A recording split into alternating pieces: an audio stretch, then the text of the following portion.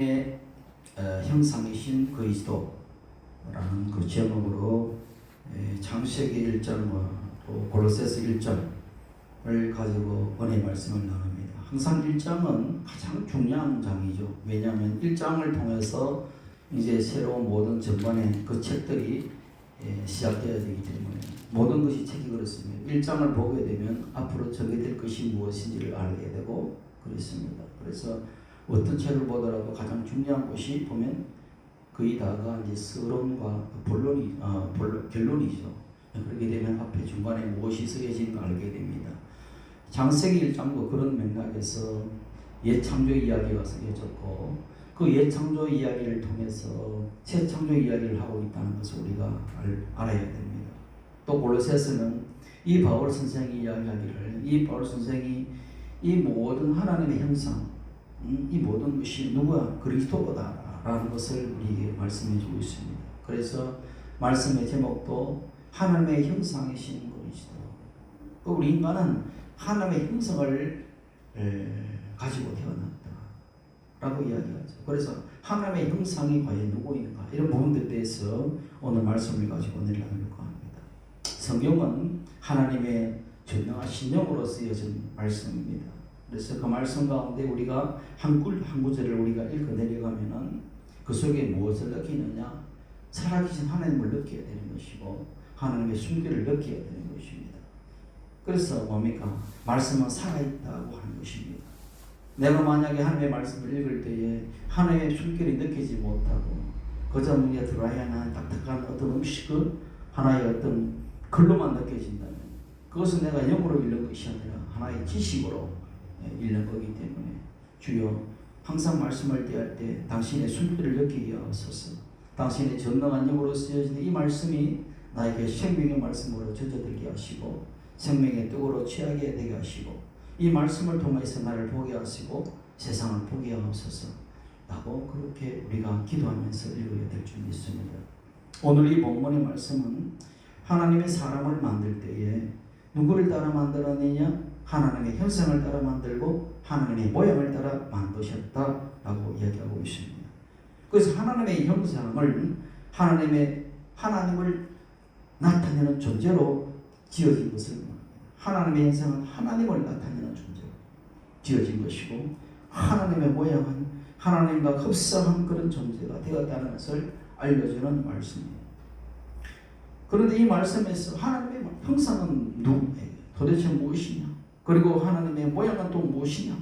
이 부분에 대해서 구약의 이 물음을 던진 이 물음에서 이 모호한 물음에서 신약은 분명하게 그것을 말씀하고 있는 것입니다. 골로새서 1장 15절에 하나님의 형상은 바로 그리스도다 이렇게 말씀하고 있는 것입니다.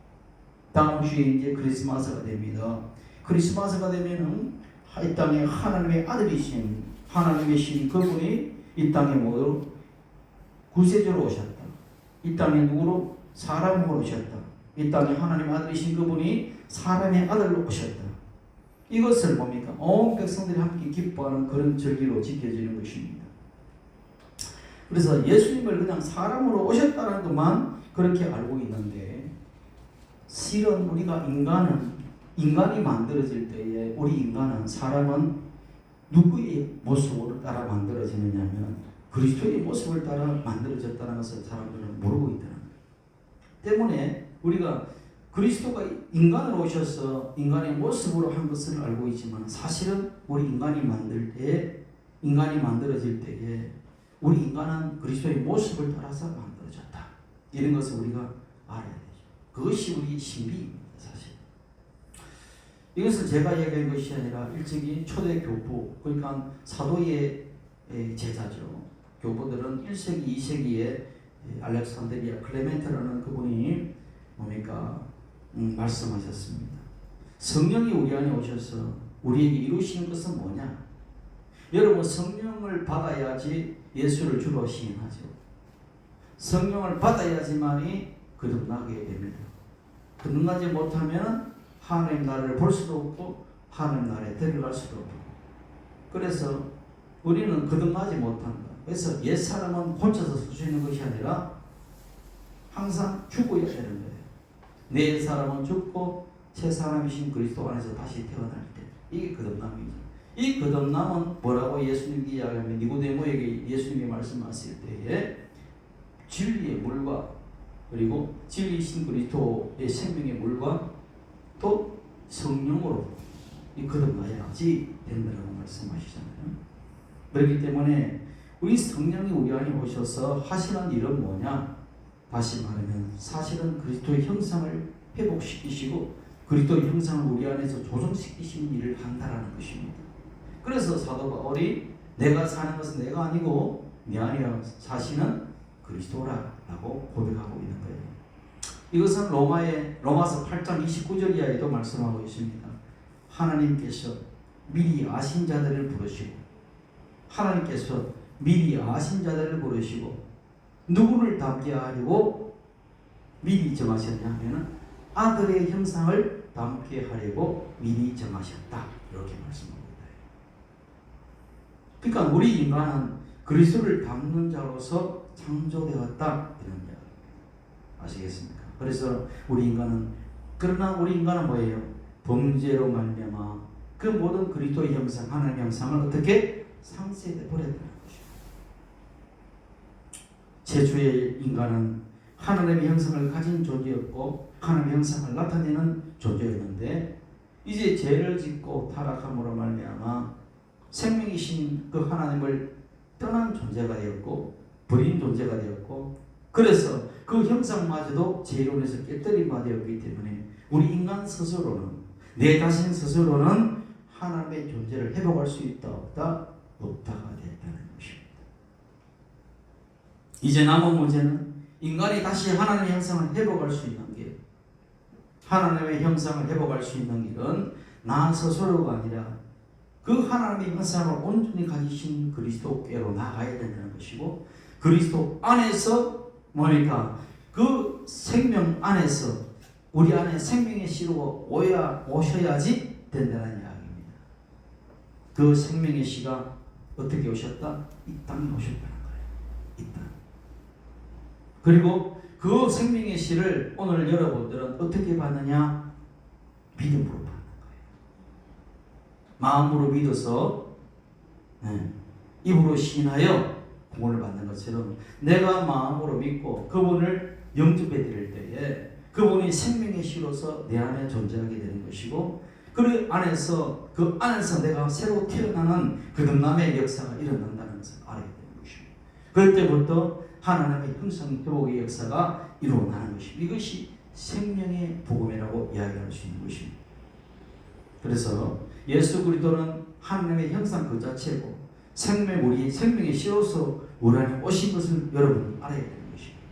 누구나 그를 믿고 영접하기만 하면 그 사람이 유대인이든 헬라인이든 이방인이든 야만인이든 할 것 없이 주 예수를 나의 구세주로 믿고 그분을 영접하기만 하면 그 심령에 당신의 영으로 들어오신 그 생명의 씨가 우리 안에 들어와서 자라나게 되고 그로 말미암아 하나님의 형상이 우리 안에서 나타나게 되어 있다. 하나님의 모습이 나오게 되어 있다는 것입니다. 우리 안에 그 영이, 그 생명의 영이 바로 성령이신 것입니다. 예수 그리스도는 2000년 전에 부활하셔서 하늘로 승천하시고 그리고 이 땅에 다시 똑같은 보혜사 파라클로테스 그러니까 본질상 똑같은 그분이 영으로 오신 분이 바로 성령이신데 그 성령이 우리에게 오시게 되면은 우리에게 뭡니까? 이 절망과 탄식이 끊이지 않는 이 땅에서 오셔서 우리에게 때로는 위로도 주시고 또 때로는 뭡니까?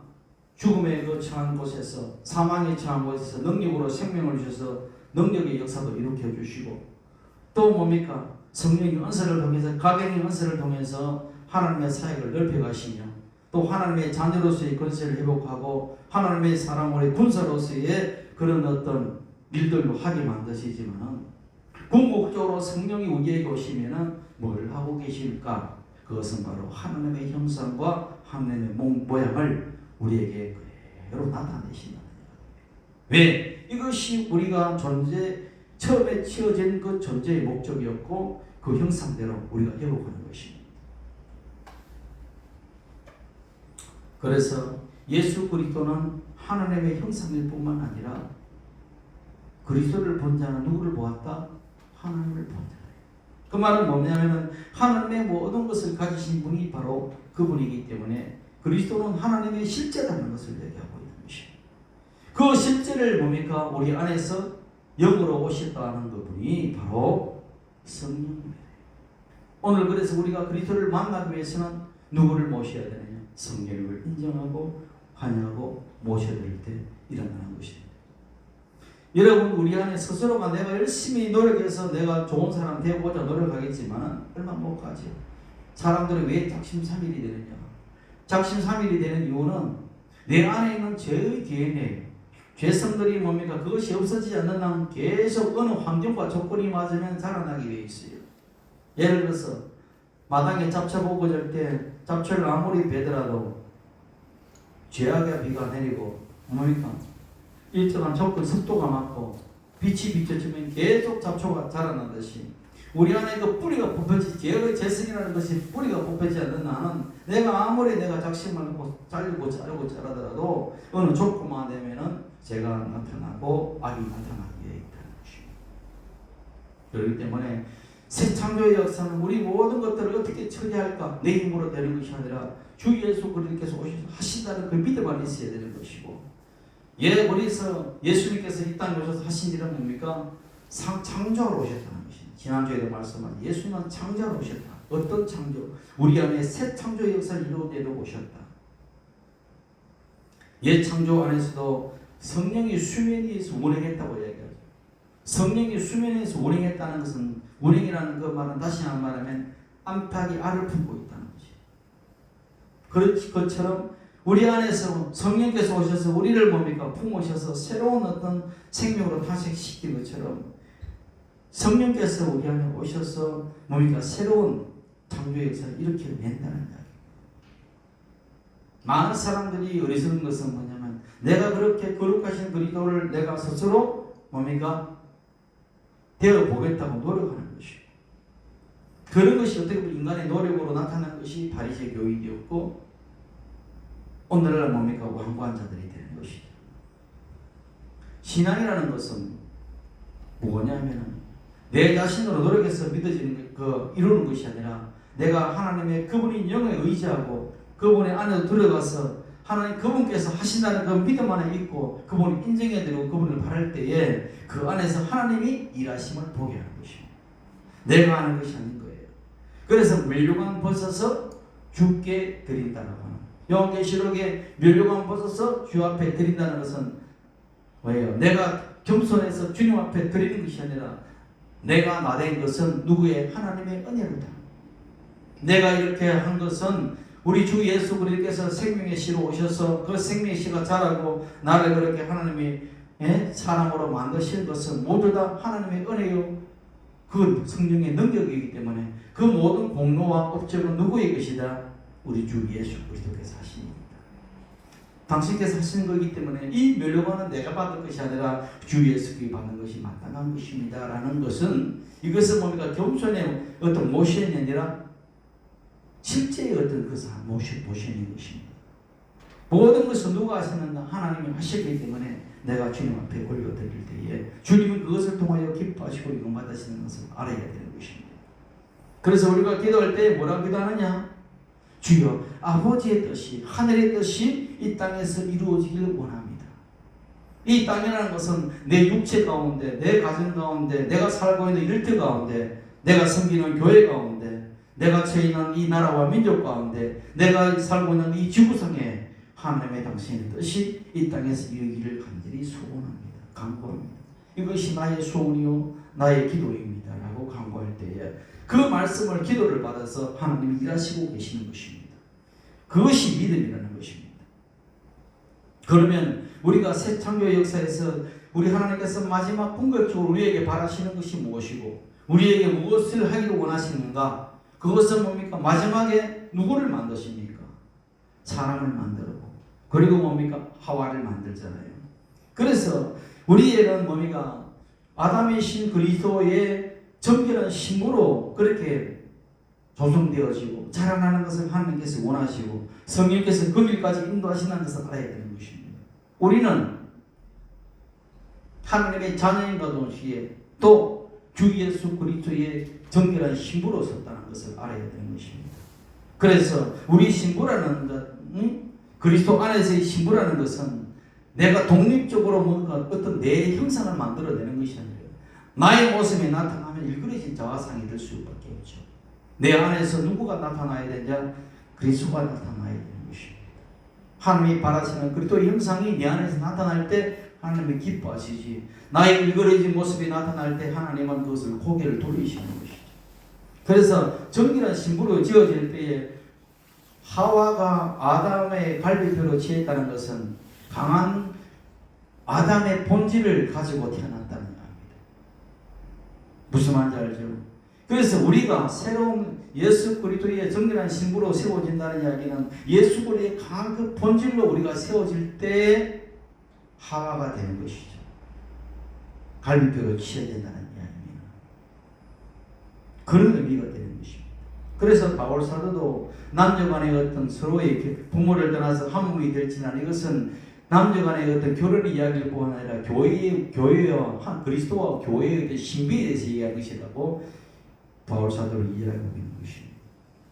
그래서 성령께서 오셔서는 우리에게 뭐냐? 당신의 그 그리스도의 완전 강력한 그 본질을 우리에게 담는 존재, 그것이 그리스도의 신부다. 우리가 어디까지 자라야 되느냐? 바로 신부까지 자라야 된다는 겁니다. 그래서 당신이 연합된 존재가 되어야 되는 것입니다. 연합되어서 어디까지 자라야 되느냐? 그리스도의 장성한 분량에까지 이른다고 하는 거예요. 요한일서 3장 2절에 말씀하고 있듯이 장래인은 그와 같이 되는 것이고 이렇게 말해요.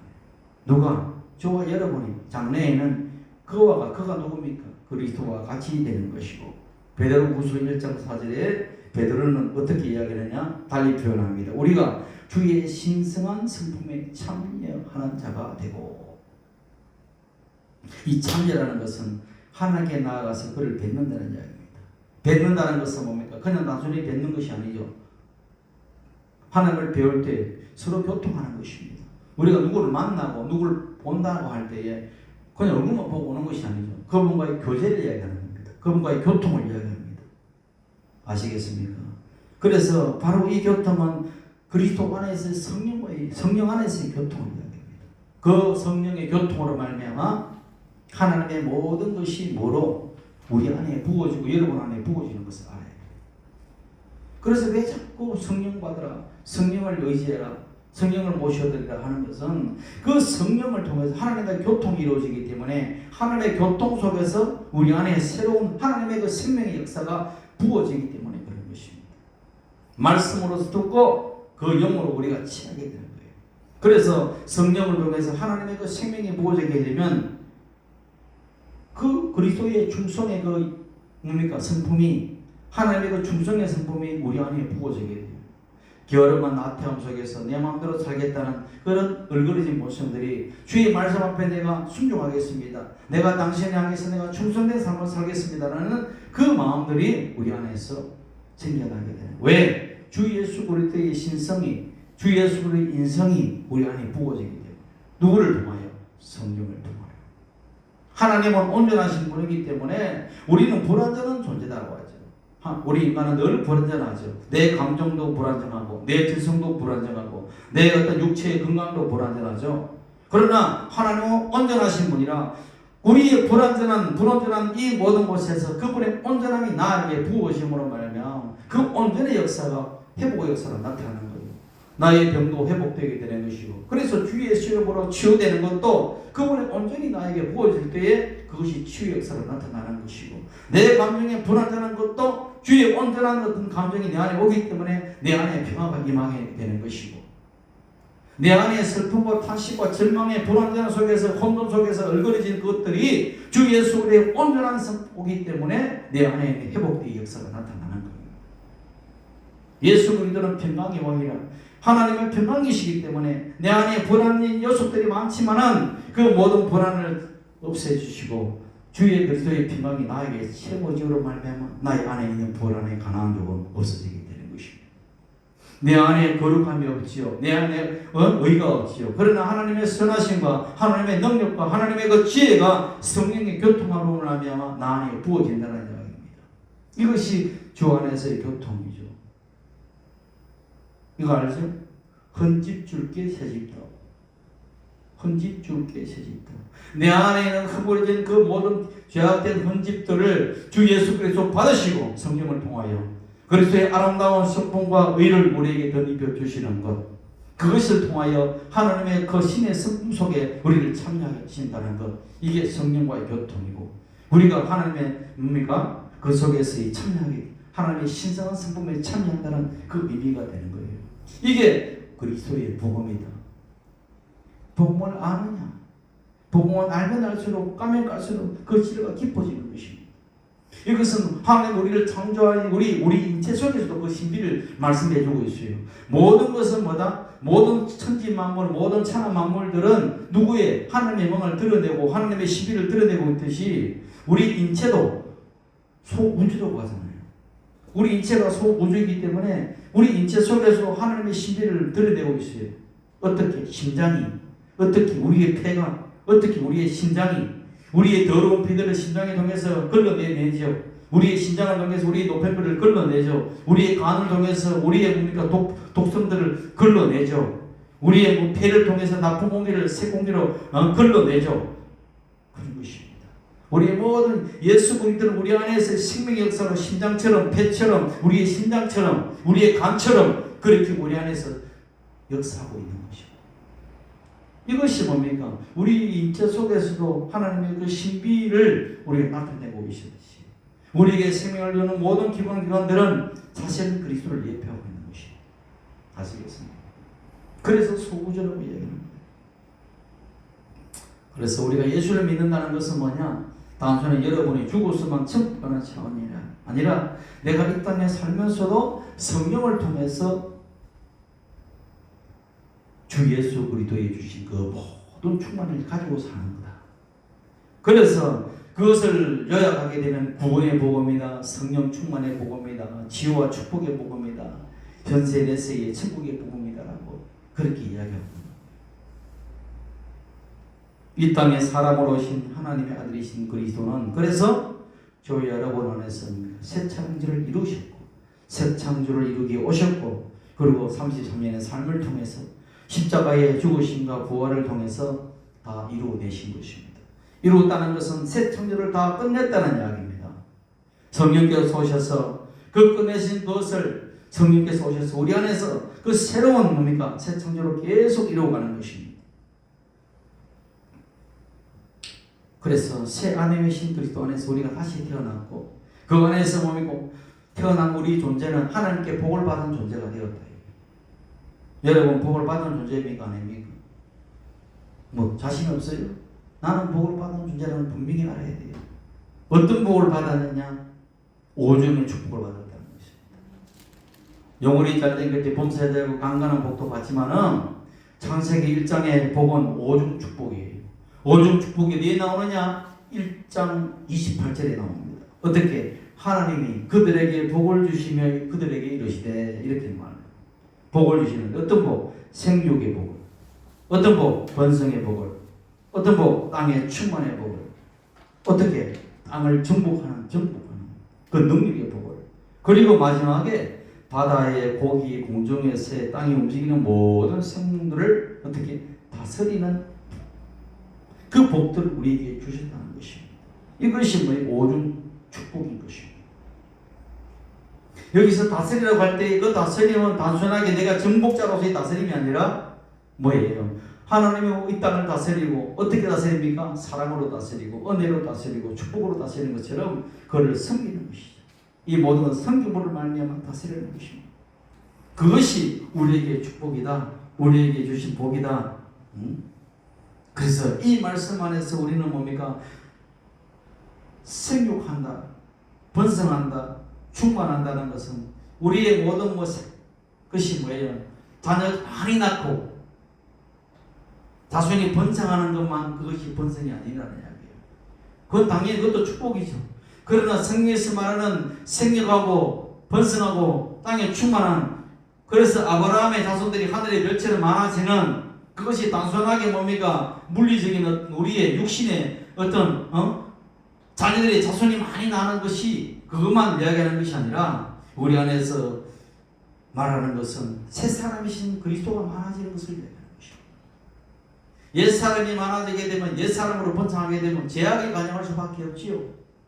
죄악에 관여한 세상, 죄악으로 생육하고 죄악으로 번성하고 죄악으로 충만한 세상이 되면 세상이 어떻게 됩니까? 그게 천국입니까? 지옥입니까?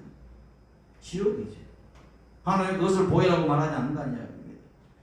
옛 사람은 끝을 내고 그 안에 새 사람이신 그리스도로 말미암아 생육하고 번성하고 충만할 때 그것을 복이라고 하죠.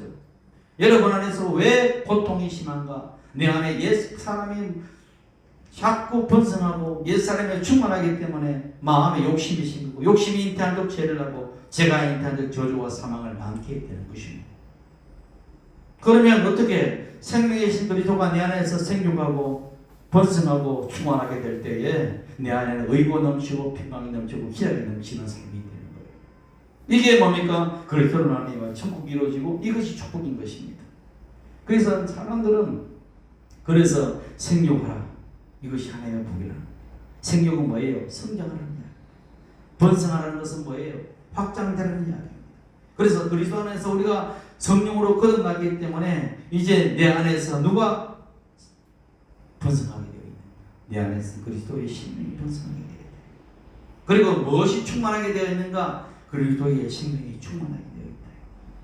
내가 세상으로 충만하게 되면 세상을 보암짓다고 세상을 자꾸 품고 있으면 여러분 입에서 나오는 말과 행동들이 뭐가 나오겠습니까?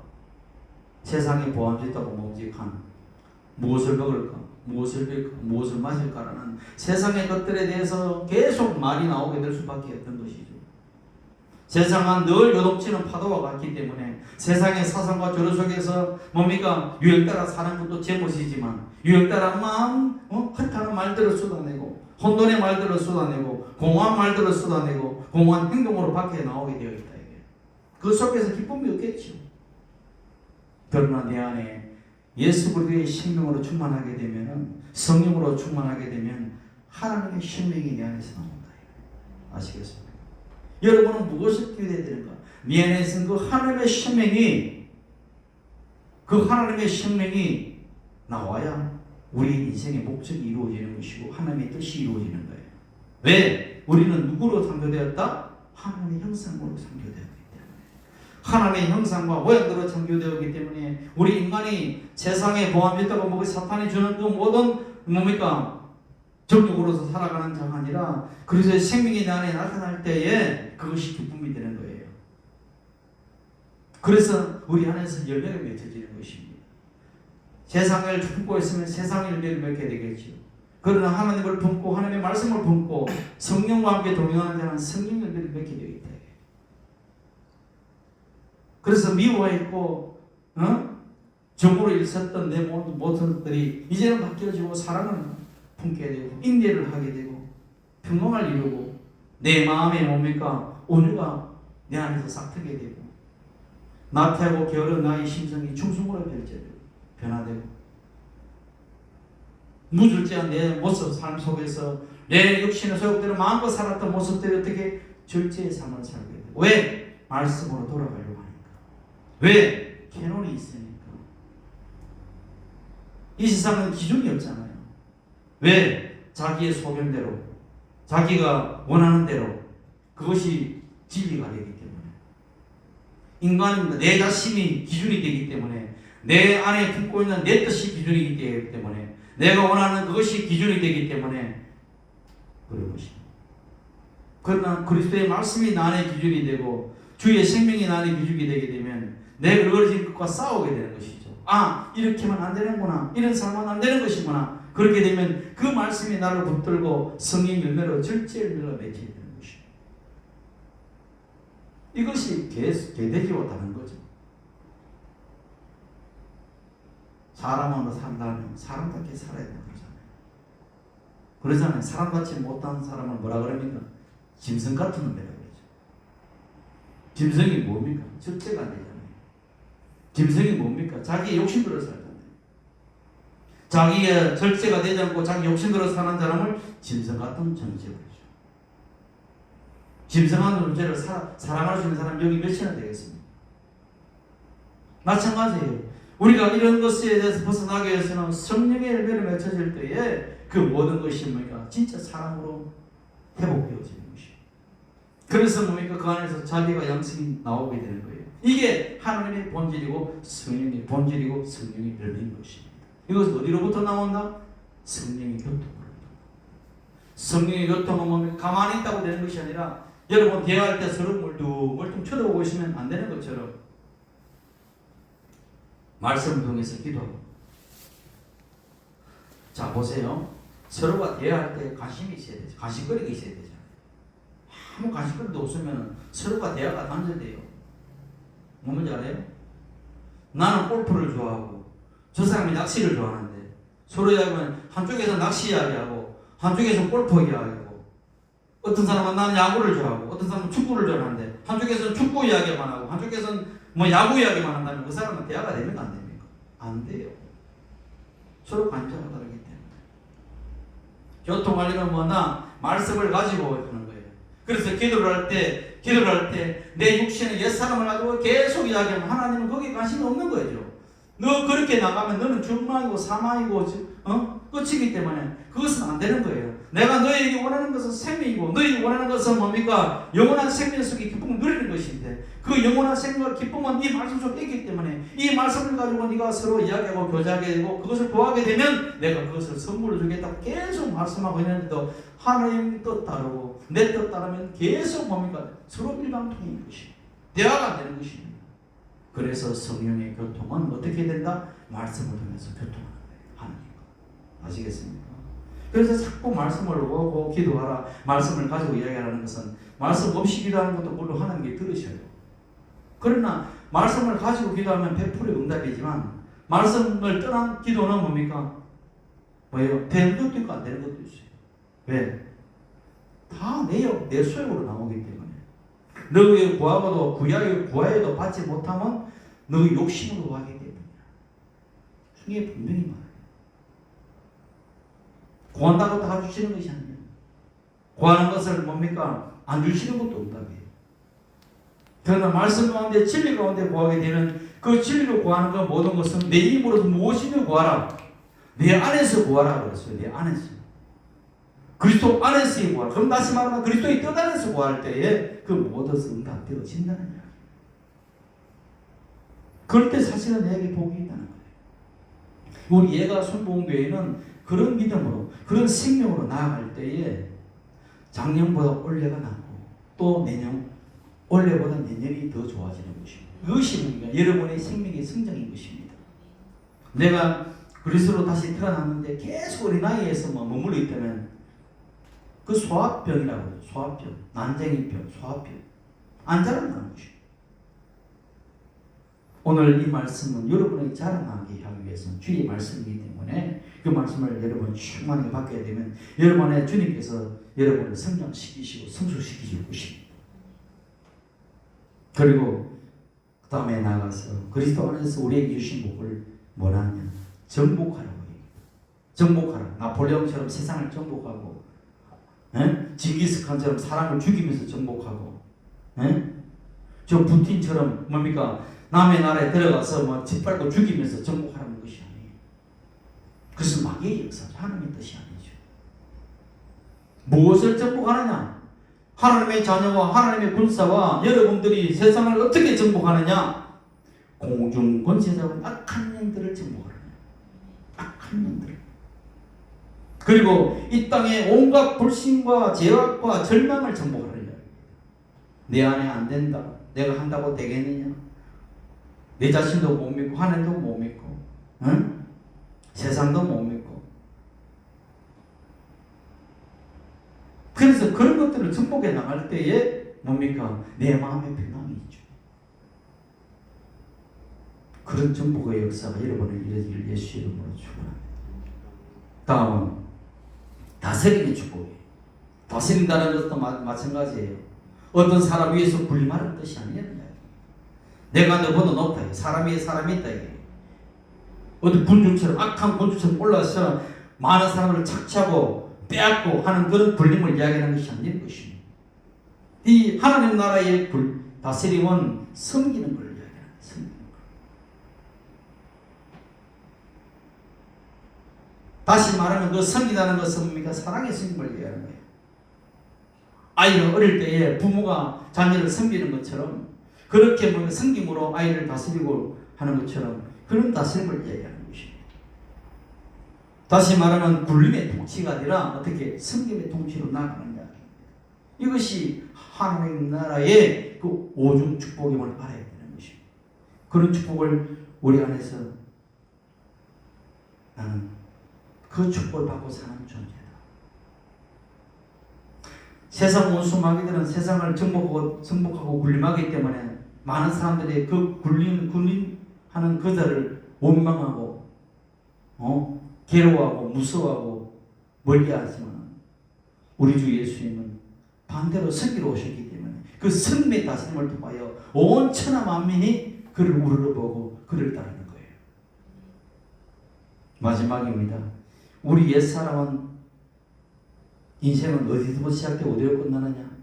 아침에서부터 시작해서 저녁으로 끝나요. 우리 옛사람은 항상 아침이 시작되고 저녁으로 끝납니다.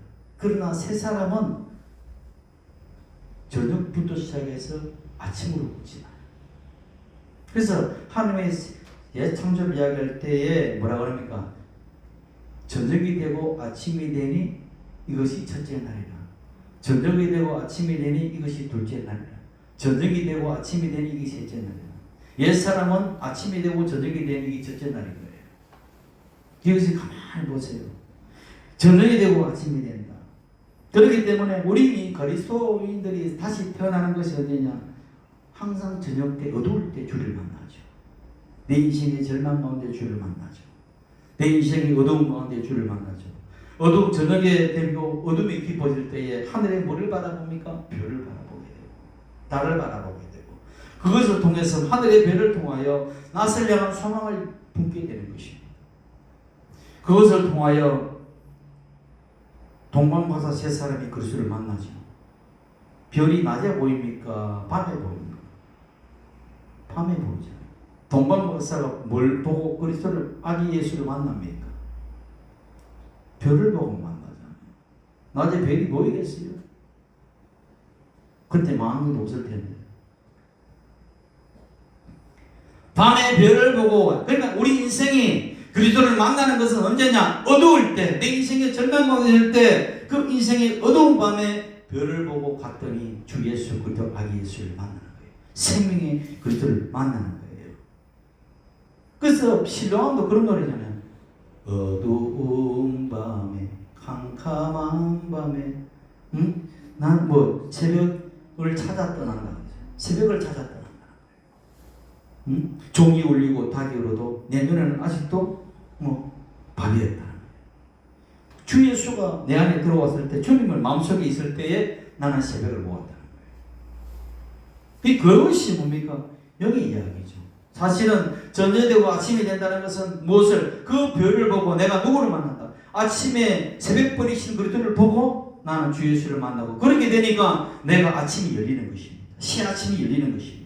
그리고 새로운 인생의 햇볕의 광명의 역체가 나타나는 것입니다. 왜? 낮의 빛처럼 누구예요? 빛나는 그리스도를 얘기하는 것입니다. 그래서 그 통하여 내 안에 생명의 열매가 맺혀진다는 이야기입니다. 사랑의 열매요, 기쁨의 열매요, 희락의 열매가 맺혀지게 되는 거예요. 이게 뭡니까? 마지막에 그 열매는 자유의 열매가 맺혀지게 됩니다. 과거에는 율법에 의해서 이건 하라 하지 말아에 매여 살던 존재가 이제는 주 예수 그리스도 안에 성령으로 사는 존재가 되니까 내 모든 것이 자유하게 되는 거예요. 그렇게 되게 되면 부한데도 자유롭고 비난데도 자유롭고 내가 어떤 고난에 감옥에 있어도 자유하고 내가 뭡니까? 어느 곳에 있어도 종으로서의 자유하고 모든 곳에 자유를 누리시는 그런 어떤 열매가 맺혀지게 됩니다. 주 예수는 뭐하러 오셨다? 우리에게 자유를 주셨습니다. 내 인생에 이 12월에 주 예수 그리스도는 왜 12월 달에 오셨을까? 인생의 사계절 중에 가장 밤이 오래 깊은 때가 12월 달이란 말이죠. 12달 중에 가장 깊은 어둠이 많이 있는 그 시간이 12월 달이란 말이죠. 그 12월에 12월 25일이 옛날 고대 사회에서는 25일이 가장 어두울 때라고 생각했다. 그래서 12월 25일이 크리스마스. 그래서 빛이신 그리스도가 언제 오느냐? 이 땅에 가장 어둠이 짙게 내릴 때 그때 오신다라고 생각했다. 메시아는 언제 오시느냐? 내 인생이 가장 어두울 때 주님께서 찾아오셔서 나에게 빛을 비추시고 내 인생의 혼돈과 방황 속에서 있을 때에 주 예수 그리스도께 나에게 빛을 비추셔서 내 인생의 길을 찾게 하신다는 것입니다.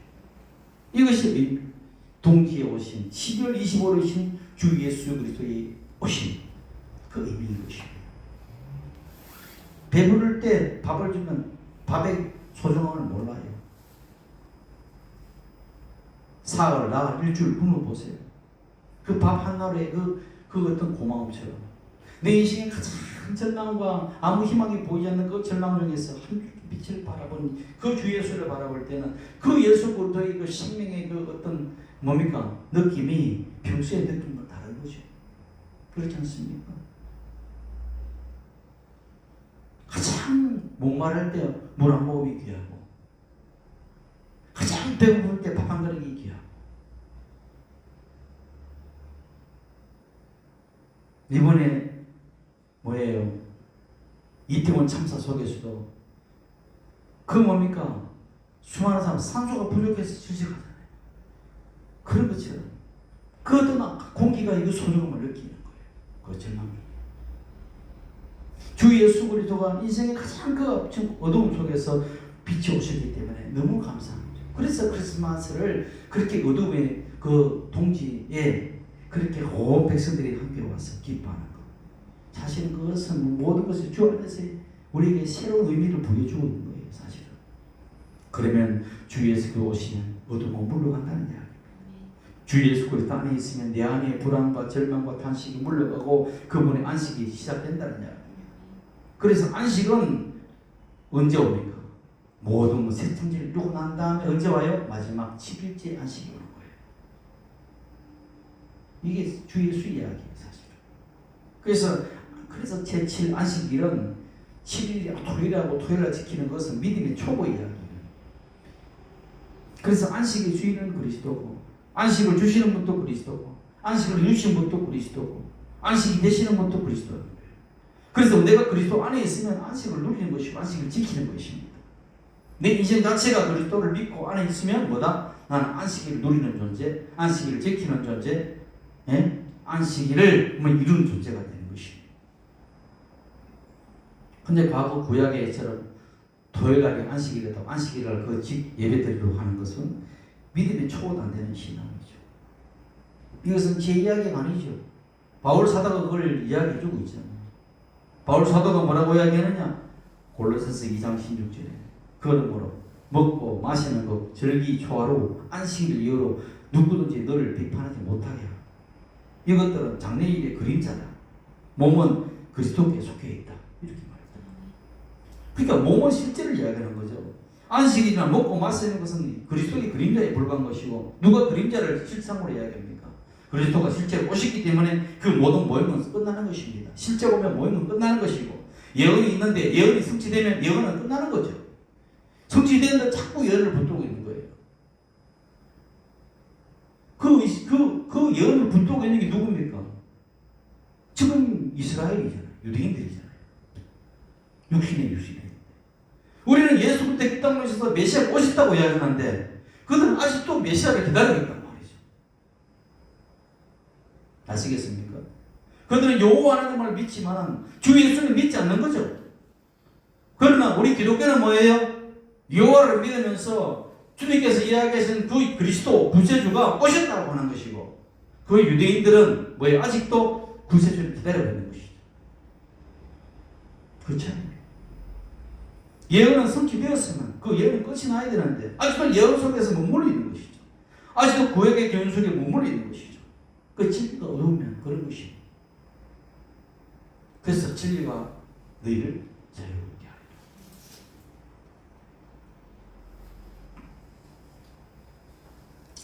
진정한 안식은 무엇인가? 이제 모든 내 율법도 수고를 다 쉬는 것입니다. 쉬지를 못해 사람들이. 쉬지를. 왜? 노예 근성 때문에. 내가 일 안 하면 못 먹고 살기 때문에. 몸에 배에 있는 것입니다. 그건 종일 때, 한일 때, 하인일 때 그러냐. 내가 하나님으로부터 자녀가 되었다면 밥 못 먹는 것에 대해서 걱정합니까? 오라버지가 만석군이요. 내 부모가 만석군인데 저기 있는 저기 못쓴들처럼 내가 일하지 않으면 밥을 못 먹는다고 하는 그런 부모 있느냐는 이야기죠. 그런 자식이 있느냐는 이야기죠. 여러분들이 주 예수 그리스도 안에서 하나님의 자녀가 되었다면 이제는 뭡니까? 그 모든 율법도 수고를 내가 내려놓고 내가 쉼을 누려야 되는 것이요. 그래도 어떻게 한다? 주님께서 나를 먹이시는 거예요. 부모의 마음은 더 좋은 거 먹이시는 거죠. 저 일하는 사인들보다도 내 자녀를 더 먹이고 더 입히고 더 잘 배워 가르치고 훌륭한 사람으로 만들려고 하는 것이 부모의 마음이듯이 하나님의 마음은 그런 것이죠. 그래서 뭡니까? 안식을 누리라는 것이구나. 그래서 안식을 누린다는 것은 사실은 믿는다는 이야기예요. 못 믿기 때문에 불안하잖아요. 저 부모가 나에게 밥을 안 해줄 거야. 그럼 불안하죠. 혹시 저 부모가 나에게 밥에 독을 태웠을까? 그것도 이상한 거죠. 안식을 누린다는 것은 뭡니까? 믿음에서 전제되지 않고는 안식을 못 누릴 것입니다. 그래서 안식을 한다는 것은 믿음의 결정인 거예요, 사실은. 모든 것을 네가 안식할 수 있느냐? 예수 그리스도께서 오셔서 뭐라고 이야기합니까? 마태복음 11장에 수고하고 무거운 짐진 자들 그러잖아요. 나 짐 안 지는데 죄악의 짐, 인생의 즐거움의 짐 다 지고 있어요. 아이들을 가르칠 때 버거운 것, 내 모든 능력이 있는 것들을 부딪힐 수도 있어요. 수고하고 무거운 짐을 벗어버리고 누구 내게 와서 쉬라고 그러잖아요.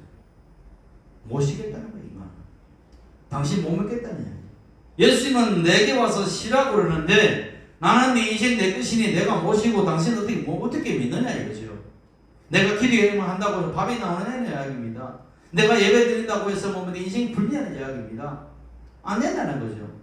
그냥 내 인생 내가 사니까 내가 적당히 믿고 적당히 일하면서 적당히 안식하고 그렇게 적당히 살겠습니다. 이런 거죠. 완전 안식을 누리지 못하는 거예요. 절반은 내가 일하고 절반은 주님께서 하시려는 어정쩡한 믿음 속에서 살아가고 있는 거예요. 이것은 제대로 어떤 신앙 안에서 누리지 못하는 것이죠. 때문에 안식을 누린다는 것은 하나님 편에서 못한다는 것은 하나님 편에서는 온전하게 믿지 못한다는 것이 반증인 것입니다. 참 좋은 신앙은 뭐냐? 내가 진짜 안식을 누릴 때, 어떤 곳에서 자유할 때, 그때 비로소 이 사람은 집에 안에서 진짜 믿음을 가지고 있구나. 아시겠습니까? 내가 열심히 일할 때 하나님을 기뻐하는 것이 아니라 내가 정말 하나님 앞에서 믿고 안식할 수 있을 때 그때 하나님은 기뻐하시는 걸 알아야 되는 것이에요. 예수님께서 뭐라고 그래요? 무엇을 먹을까 입을까 염려하지 말라고 그랬는데 나는 염려하고 있어요. 안 해줄까 봐. 너희에게 있어야 될 줄 다 안다. 너는 먼저 건너라고 그 일을 구하라. 그리스도를 구한다는 이야기입니다. 그 그리스도를 구하면 이 모든 건 너에게 있어야 될 줄 알기 때문에 내게 주시리라. 솔로몬의 지혜의 기도가 왜 솔로몬의 지혜의 기도냐? 하나님의 뜻에 합한 그의 의를 구하기 때문에. 왜? 이 땅에 하나님의 나라에 이 땅은 이 백성들은 내 백성이 아니라 하나님의 백성이기에 하나님의 백성이 정말 불의한 일을 당하지 않고 정말 저들이 그 공의와 평안 속에서 살아갈 수 있도록 나에게 재판할 수 있는 그 지혜를 달라고 판단할 수 있는 그 지혜를 달라고 기도할 때 그것을 가만히 보니까 하나님 편에서 보니까 뭐예요? 그 일을 구하는 것입니다. 그 나라와 그 일을 구한다. 그러니까 내가 구하지 않은 부와 기와 공명까지도 너에게 더하여 준다는 이야기죠. 이것은 구약에서도 그랬고 신약 예수님도 똑같이 솔로몬처럼 그렇게 이야기하고 있는 거예요. 그런데 그 솔로몬도 그렇게 했는데 왜 우리가 그렇게 하지 못하느냐? 주께서도 말씀하시는데 왜 그럴까요? 믿지 않기 때문에. 예수 믿지 않는 자들은 예수를 믿지 않는 것이 가장 큰 죄요. 하나님 편에서 보게 되면 예수 믿는다는 자들은 하나님을 불신하는 죄라고 가장 큰 죄인 것이에요.